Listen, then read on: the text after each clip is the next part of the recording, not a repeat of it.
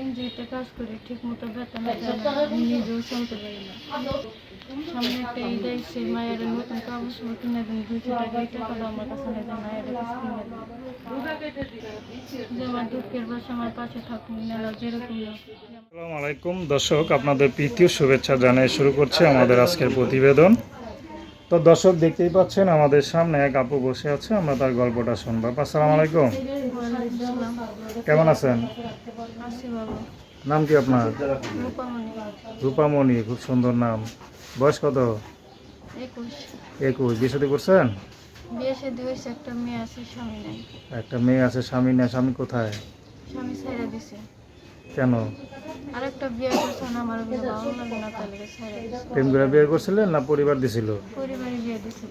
আচ্ছা, বাবা মা কি করে? বাবা মা বাসাবাড়ি কাজ করে, চালাইতে পারবো না আমারে। বাসা বাড়ি কাজ করে? হ্যাঁ, আমি নিজে এখন একলাই ছিল। আচ্ছা, একটু জোরে বলবেন। খাওয়া দাওয়া করছেন না করেন নাই? রোজা রাখছে, রোজার দিনে খাওয়ান আছে। আচ্ছা, এর জন্য মানে সাউন্ড একটু কম না? তো এখন তো স্বামী ছেড়ে দিয়েছে, স্বামীর সাথে সংসার করছিলেন কতদিন?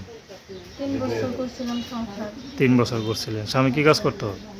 স্বামী আগে গাড়িতে চাকরি করে। গার্মেন্টসে চাকরি করতো। আচ্ছা, তো এখন আপনি ইউটিউবে আসছেন কি মনে করে আর কি বলেন? একটা ভালো মানুষ বিষয় যে আমার দায়িত্ব নেব, আমার মেয়ের দায়িত্ব নেব।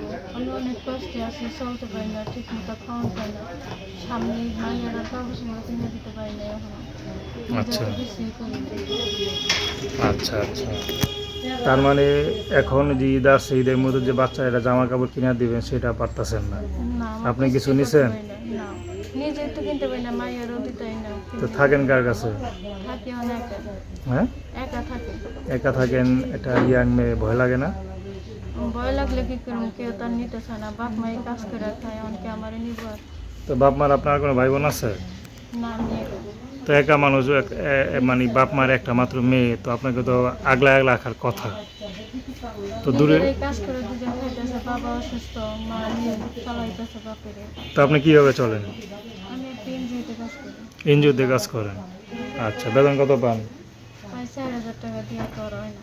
আচ্ছা আচ্ছা, তো এখন যদি কোনো বিবাহিত পুরুষ আপনাদের বিয়ে করে, আপনি করবেন? হ্যাঁ, করি। যদি সে আমার সব কিছু দায়িত্ব নিতে পারে, আমার ভালোবাসে, সব কিছু দিতে পারে, তাহলে আমি থাকতে রাজি আছি। তো দর্শক, নাম কি বললেন? রূপামণি। তার নাম্বারটা হচ্ছে 01344520442। আমি নাম্বারটা আবারও বলছি, 01344520442।